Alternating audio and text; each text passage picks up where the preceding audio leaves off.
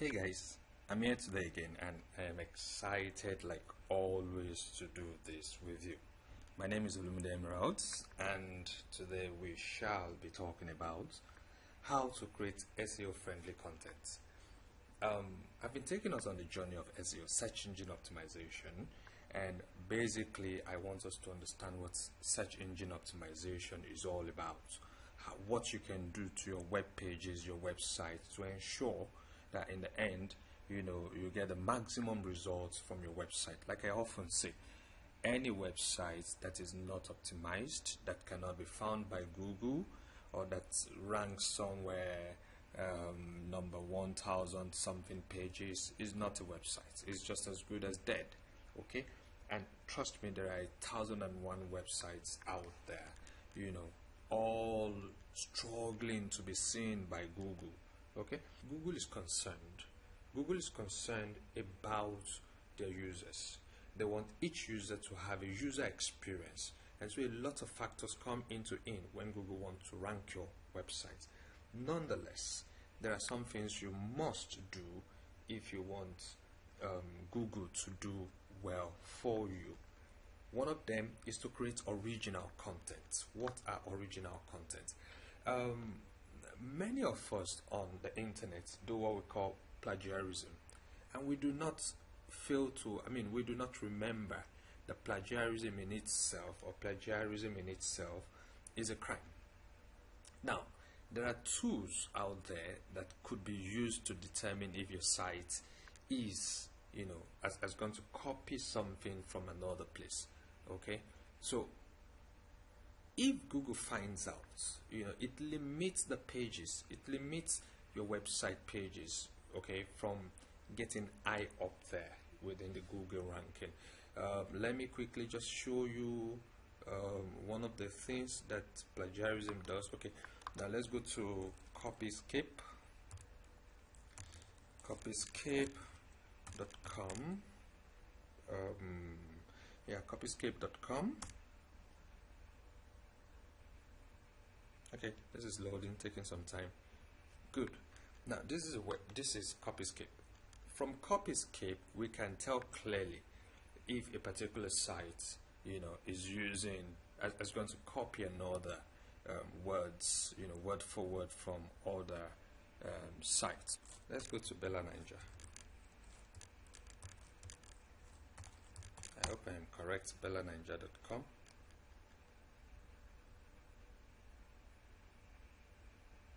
Good. Now this is Bella Ninja.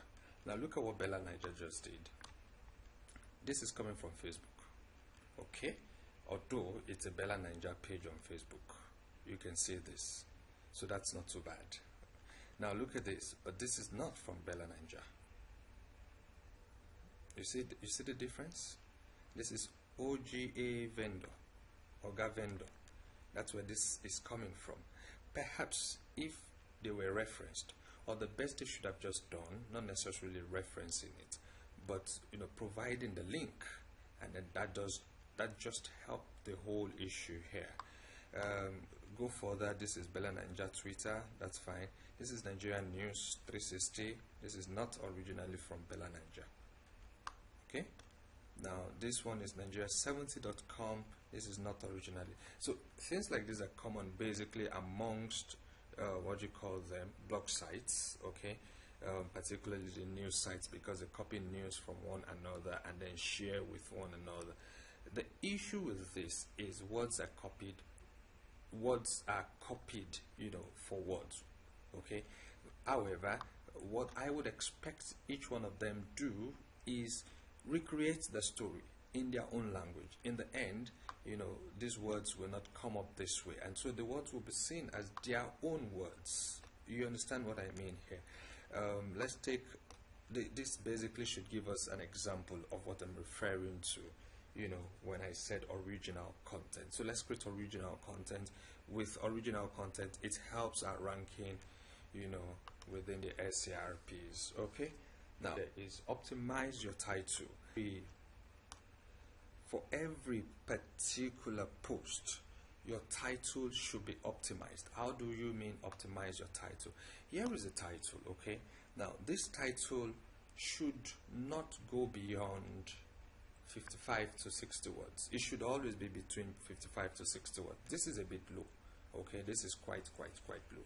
But usually, let me even be sure that it's not that low. This is 1, 2, 3, 4, 5, 6, 7, 8, 9, 10, 11, 12, 13, 14, 15, 16, 17, 18, 19, 20, 21, 22, 23, 24, 25, 26, 27, 28, 29, 30, 31, 32, 33, 34, 35, 36, 37, 38. This is just about 38 words. Now, the use of this, it's usually Google does this thing that helps you to bring, your titles together. The other part this does for me, why I decided to leave this, is because I use what they call the pixel checker. Now with the pixel checker, it helps me to tell if my title is still within reach. Okay, and usually Google recommends 512 pixel checker. Your title should not go beyond 512 pixel checker. And so when I use the pixel checker, okay, the title tag pixel checker, when I used that, I discovered that, okay, this is fair enough, this is not too bad. And then when I scrolled down as well, as long as it wasn't more than 60 words, I was still okay with that, but when I scrolled down, I did my page here, my page optimization, or rather my post optimization, and I discovered that fine, my post optimization is okay. So, and then I didn't have a problem with that. If you look at it, these are all green. Okay, and now why this is still red is because they're asking that I should bring in more words, 120 words minimum. Okay, which I don't have at this minute. And then look at it, this is giving me the green, and so I am very satisfied with this. My readability is good, my SEO is good, so I'm pretty very good with this, and so that's why I decided to leave it. But by the time it gets beyond 60, when your title becomes too long, this is what Google does, it cuts it off. The remaining ones, it cuts it off, so it just picks within within that particular search engine, within that particular search, and so that just settles that for what you do with respect to your titles. Okay, then one other thing I think we should also always do is that we should always ensure that our titles are relevant to our keywords, to our URL. Now if you look at this is my URL here, keywords research uses best tools. Now this is a keywords research uses best tools, and I think that's very perfect. Okay, so our titles here, my title here is relevant to this keyword here, and my title here is relevant to this URL here that I am using, and for me that's good to go. Okay, let's talk about the next one, which basically deals about structure. Now what are structure within our website? Headers and paragraphs. Okay, when you're writing content, you see this is an header, for example. Look at it, this is a header, this is the H2 header. Now most people, or most Google would prefer that for each particular title, okay, for each particular content within your page, you have up to 3, 4, 5, 6 headers. But I don't usually use the 3, 4, 5, 6 headers. The moment I can get 1 or 2 headers into my page, I am very satisfied, or into my into my text area. I'm pretty very satisfied with that. Why? Google has, what this header is telling Google is basically the entire content of this page, everything in here. It sends signals to Google. That's it. The entire content of this page is what this header is talking about.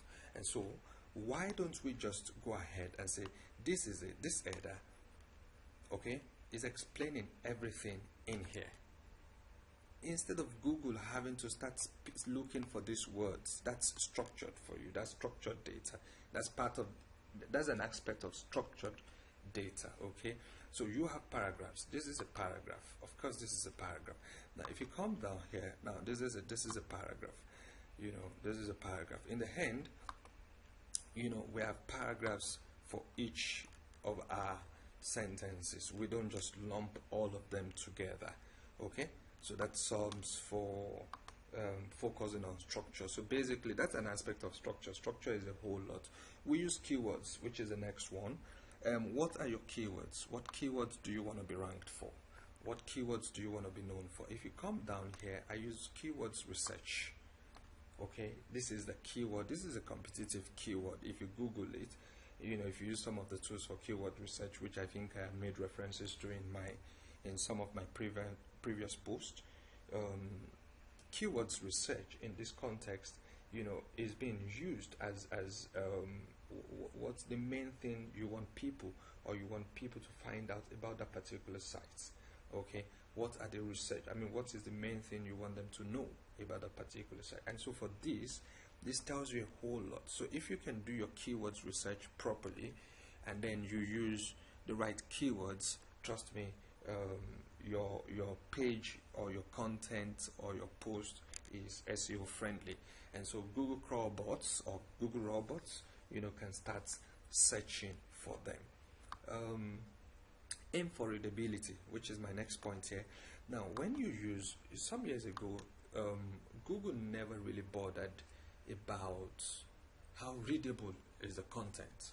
Okay, but over the years, Google they've understood the importance of people being carried along, based on feedbacks. Okay, they've understood the importance of the fact that more times than often people want to read stuffs on the website and then understand clearly what the particular website or what a particular content is saying part time. So you always aim for readability, and one of the best ways to tell if your content is readable is to use the Yoast analysis. But the moment you can get this working, 0% of sentences contain passive voice, which fantastic. That's why it's ticked green. This is the only one that is ticked orange here. And if you look at this particular post, you will notice that both of them are ticked green. This is green, this is green. This is 100% SEO for you any day, anytime. However, now this place says it's orange here. It's 28.6% of sentences contain more than 20 words. I am less concerned. Why? Because the difference here is not so much, and that's why it's orange. Okay, besides, I already achieved what I wanted to achieve, which is readability. Okay, and so if I could go further on this, sure, I would come down and then re-edit. The moment I got this to be green, I was okay.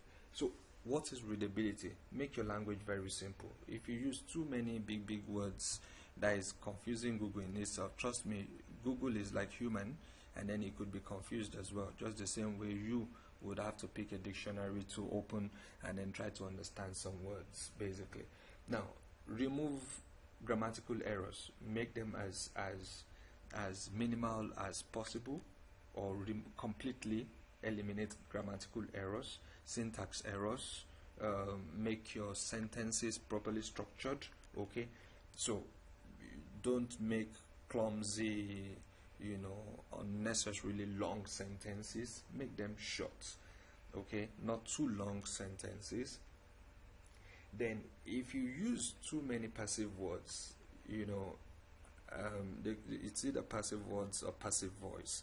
If you use too many passive words within the content, it becomes a major issue for Google. It just flags it red. Because why? Google wants action words more than passive words. So when your passive words become too many, becomes another subject matter. How many syllables do you use per word? So those are some of the things you consider.